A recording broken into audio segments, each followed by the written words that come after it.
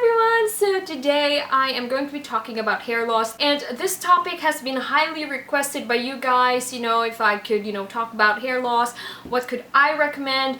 When it comes to recommendation, I really don't just recommend anything to you guys yet, just because it's very important to know the cause of your hair loss and then provide a solution for it, because it would be such a waste of your money if you just, if I just recommend whatever products and then you buy it and then only to find out that that's not really the, the cure for your hair loss. So basically, just in general, there is no one universal cure for hair loss. For everyone, it's really different. So I actually made a video about hair loss last year. Last year, and look what I found. I found my notes from last year, and I just figured out that I will actually be just, recreating this video. Some of you haven't watched that video yet, so I'm just gonna make this video again and, add in more of my input here. And it's also a way so that you can actually diagnose yourself. I know some of you don't really like to go to the doctor and, to a nutritionist, but I highly suggest that, you do. If you think that your hair is falling out like crazy, I think it's really great, to at least visit a doctor or a nutritionist. Okay, so let's get started.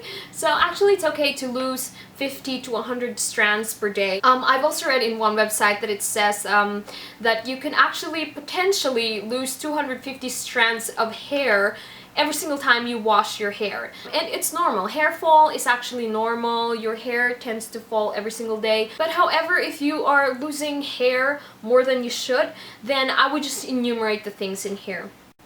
Now, first one, of course, is an hormonal imbalance or changes that can cause temporarily hair loss if you're going through menopausal. Now, I know probably not a lot of you are going through menopausal, but hormonal imbalance just in general can actually cause your hair to fall. And number 2 is thyroid problems.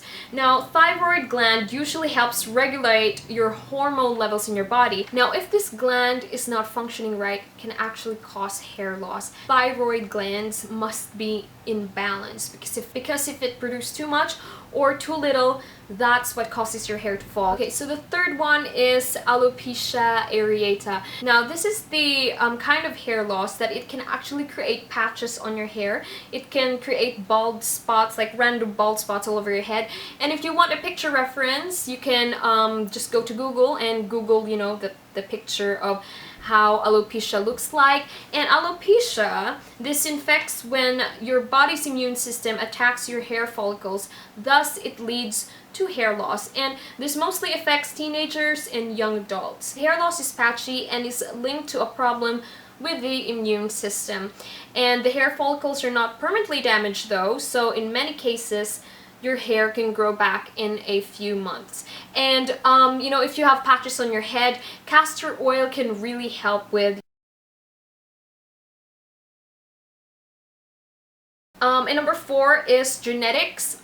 That's pretty much understandable. It's hereditary. And number 5 is if you're taking in birth control pills, hair loss is the side effect of taking those pills as well. I don't really know much about birth control pills, but according to my sister, she's, have been using birth control pills. She's married, by the way. I think once you stop using birth control pill, that's when your hair is falling. So that's what she experienced. And number 6 is nutritional deficiency. Hair loss is not caused by any specific diet, but by shortage of nutrients in your body. Now, if you lack vitamin B12 and vitamin B6, or any of the B vitamin family, you will notice that your hair would tend to fall a lot. If your iron level is low, it can actually lead to anemia. So if you're anemic, you would actually notice that your hair could be falling a lot as well. Just in case, if you have tried everything, why don't you get your B12 and B6 checked? Just because for some people, that's the only thing that they're lacking. It's just vitamin B6 and vitamin B12, and just stop their hair loss. So if your hair is falling, you might be deficient in, you know, some vitamins or nutrients that your body needs. Actually, my dad is getting a whole general checkup, so I was actually also convinced to get a whole general checkup. That means, you know, I'm gonna get my blood checked as well, so I would exactly know what I'm deficient of, so I can take in the right vitamins and not just, you know, assume and take all of the vitamins that I think is good for me.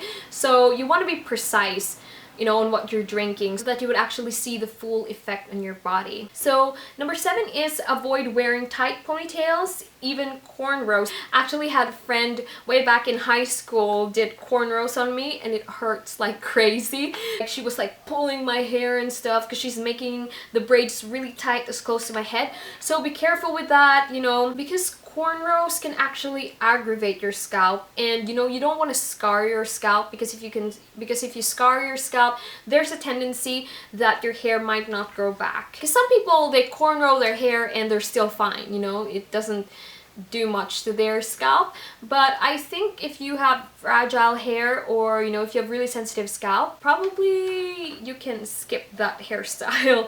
But once again, the decision is all up to you guys. I'm not saying that you can't do cornrows anymore. And also the other one is scalp infection. Now scalp infection, I think scalp infection can be very evident, so you definitely know that, you know, your hair is falling if you have something on your scalp, especially ringworms. The next one is stress. Okay, so I actually have a friend, and she told me that her hair on this side of her head was like falling like crazy, and it actually made, you know, it actually to the point that it was kind of you know, thinning out on her other side of her head. And she went to the doctor, you know, to see what's up, because that's so unnatural anymore, and the doctor said that she was just on stress.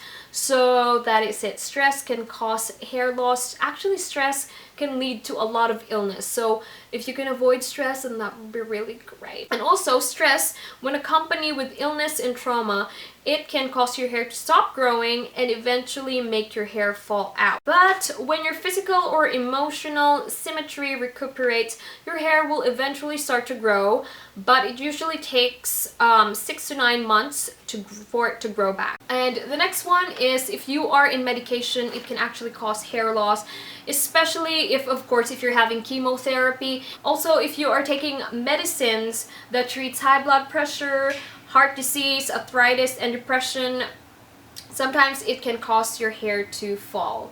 So that's it. And number 12, and in here as well, an extreme or excessive physical or emotional distress or severe emotional trauma can cause hair loss. An individual can experience a general thinning of hair several months after a physical or emotional distress. So examples there is if you have dramatically just lost weight, you lost a loved one, you're worrying about something. You know, worrying can really stress you out in a lot of levels. You know, if you're handling a lot of things and stuff, you know what I'm talking about. So in here also, there's what we call androgenetic alopecia. Now, this is the thing where your hair gradually thins, often from the top of your head, and it gets more noticeable after menopause, and it tends to run in the family. This is also known as the female pattern baldness. Once again, if you want a picture reference, you can Google this as well. And number 13 is toxic chemical in your hair products. Now we have the SLS, which is the sodium lauryl sulfate, that sometimes it's present in your shampoos. So you can choose a sulfate-free shampoos, and you know, especially no parabens, no silicones. And the other one is after childbirth. Now my sister has experienced that her hair was, you know, kind of a bit-ish thinning out, and she has an enormous amount of hair fall when she gave birth to my nephew. Also, I totally forgot, but I really have to include this.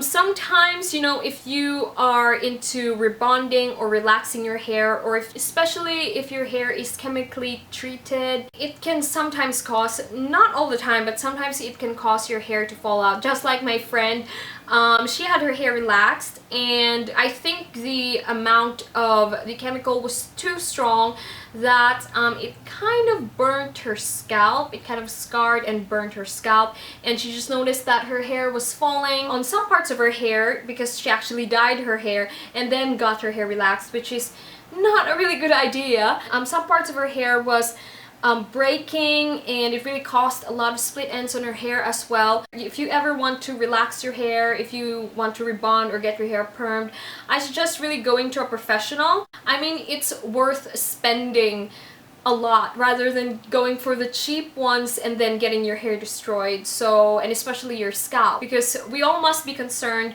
to where our hair is situated, which is our scalp. So the most important thing that you can do if your hair is falling is identify what's causing your hair loss. And also my DIY hair mask, my DIY hair growth mask can really help your hair grow, but I think you must be concerned of what's going on inside your body, because what's inside your body is actually just going to radiate outside. So yes, castor oil, all these oils can really help your hair grow, but you don't want the hair that you just grew to fall again just because the reason of your hair loss is actually has to be treated inside. So that is it for now. I hope you guys found this helpful, and also probably I am thinking of making a video on potential remedies for hair loss. So, and also some of you have been asking me on the vitamins that I'm drinking. Probably I can make a video on that too if you want. So that is it for now. I hope you guys liked this video, and if you did, and if you want more videos like this, please give this video a thumbs up, and I will see you on my next video on Thursday. Bye!